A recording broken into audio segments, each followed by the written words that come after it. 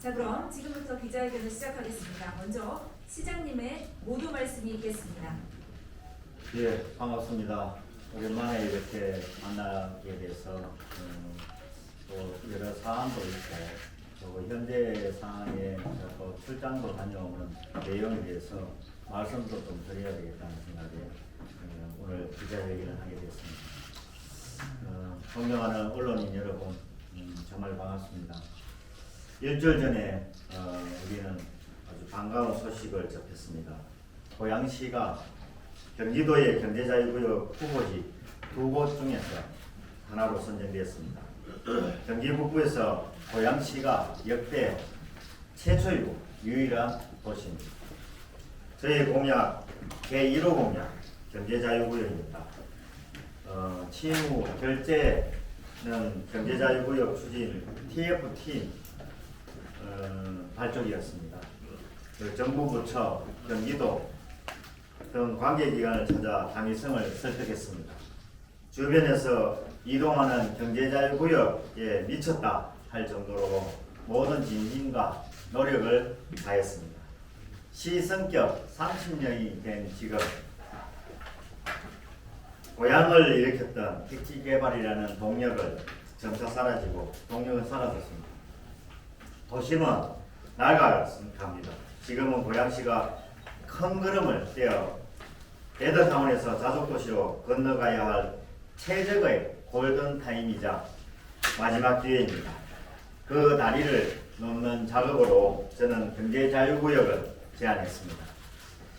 안타깝게도 경제자유구역에 모두가 동의한 것은 아니었습니다. 보여주기 식이라는 비난도 있었습니다. 그러나 결과적으로는 많은 분들이 함께 마음을 모았기 때문에 이렇게 결과를 냈다고 생각합니다. 이제 4개월 만에 눈에 보이는 성과를 통해 경제자유구역에 대한 진심을 보여드릴 수 있어 기쁩니다. 물론 경제자유구역 후보지 지정은 끝이 아닌 시작입니다. 내년 산자부 최종 지정이라는 큰 관문도 남아 있습니다. 그러나 고양시만의 특별한 산업을 육성하고 자유구역을 채워줄 기업을 유치함으로써 완전한 자족도시를 이루는 최선의 길에 고양시가 진입했다는 사실은 틀림없습니다. 이를 뒷받침할 계획을 말씀드리고자 기자회견을 마련했습니다. 100일 기자회견에 이어 고향의 목소리에 귀 기울여 주신 우리 언론인, 시민 여러분께 감사드립니다. 경제자유구역은 정말 지금부터 준비해야 할 일이 굉장히 많습니다. 우리 시 살림살이가 많이 빠듯합니다. 인력도 부족합니다. 내년 본예산은 올해보다 약 800여 원이 줄어든 2조 9,800여 원입니다. 숨만 쉬어도 돈이 든다고 할 정도로 기본 경비와 물가는 날로 상승하고 있습니다. 많은 일을 하기보다는 꼭 필요한 일을 제대로 하겠습니다. 가장 경제적인 방법으로 고양시의 경제에 힘을 쏟겠습니다. 고양시 내부 체질부터 확 바꾸기 위해 지난 4개월간 조직 개편안과 첫 예산안을 준비했습니다. 어떤 의미에서는 제가 늘 주장해왔던 내용처럼 이제는 도시의 행정을 넘어서 도시 경영으로 가야 한다고 생각합니다. 이를테면 경영가형 조직, 경영가형 예산으로 전면 전환하겠습니다. 4천여 명의 직원이 고향 특례 기업의 경영가로서 고향 특례 기업의 유형적, 무형적 자산을 운영하겠습니다. 기존 인력은 동결의 조직 규모는 늘리지 않으면서 자족기능, 재건축, 광역교통 분야의 조직을 확대하고 인력을 더 배분해 고양시의 힘과 역량을 집중하겠습니다. 그 핵심 조직은 자족도시 실용국입니다. 경제자유구역 추진과로 부지 조성이라는 하드웨어를 뒷받침하고 미래 산업가로 기업이라는 소프트웨어를 뒷받침해 부족함이 없는 산업의 운동장을 만들겠습니다.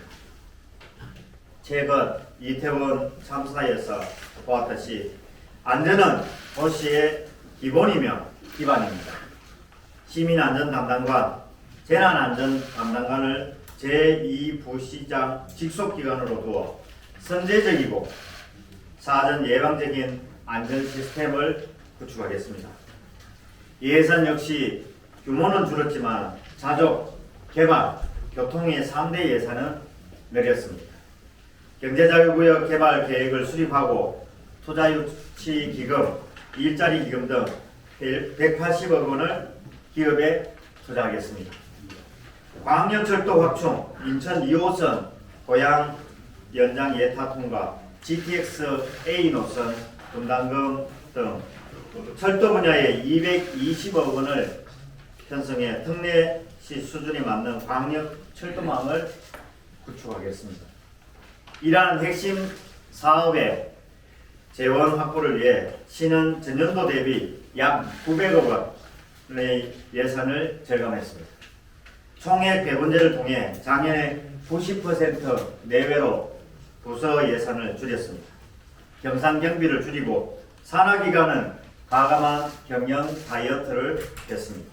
유사 중복 사업을 통폐합해 22억 원을 절감했습니다. 특히 매년 반복되어 온 행사선 예산, 위원회 예산, 보조금, 집행 부진 사업 등을 30%에서 최대 90%까지 삭감했습니다. 동시에 공모사업과 민간투자사업을 확대해 고양시 예산의 전체 규모를 늘려나가고자 합니다. 경제자유구역에 관련해서 저는 지난 열흘간 이스라엘, 아랍에미레이트 등의 선진경제 도시를 순방하고 왔습니다. 이 자리를 빌려 간단하게 설명을 드리고자 합니다. 이스라엘은 애플과 페이스북 등 400여 개의 글로벌 기업을 성공적으로 유치한 국가입니다. 스타트업 육성에도 특화되어 있습니다. 이스라엘 혁신청과 와이즈만 연구소 그리고 바이오하우스의 특파기관 3곳을 방문해 경험과 노하우를 배우고 왔습니다. 아랍에미레이트는 명실상부의 경제자유구역 대표 성공 사례입니다. 특히 두바이의 헬스케어 시티는 고양 바이오 정밀의료 클러스터의 중요한 롤 모델입니다. 두 도시와의 상호 네트워크를 꾸준히 유지하기로 약속했습니다. 특히 세계무역센터 부사장과도 면담을 갖고 고양시와 두바이 상호 간의 글로벌 이벤트 개최 등 구체적 교류 방안까지 논의한 상태입니다. 유엔 기후변화 협약 사무국의 특별 초청으로 COP27 다녀왔습니다. COP27에서는 기조연설과 특별 세션 발표를 통해 고양시의 기후변화 대응 우수 사례도 공유했습니다.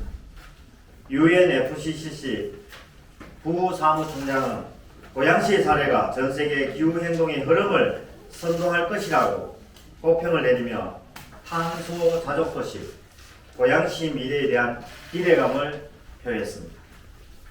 UNFCCC에는 COP 우리가 28을 유치를 못했지만은 COP33은 꼭 유치해야 되겠다는 의지를 홍보도 하면서 표명을 했습니다. 이번 국외 출장에 대해 출발 전부터 많은 분들이 우려하셨음을 알고 있습니다. 하지만 국제교류와 협력은 도시간의 신뢰와 믿음을 쌓는 수단입니다. 이 신뢰와 믿음은 향후 고양 경제자유구역의 외국인 자본과 기업 유치를 위해 지금부터 반드시 쌓아가야 할 소중하고도 절실한 자산입니다. 고양시의 자족도시 도약이라는 더 큰 미래를 위해 여러분의 깊은 양해를 부탁드립니다. 끝으로 부탁의 말씀을 좀 드리고자 합니다. 흔히 고양시의 한계를 배드타운이라고 이야기합니다. 그러나 고양시의 기회 역시 배드타운입니다. 여백만큼 큰 변화의 잠재력을 지닌 도시이기도 합니다. 이제 고양시는 생존을 위해 그 잠재력을 깨워야 합니다.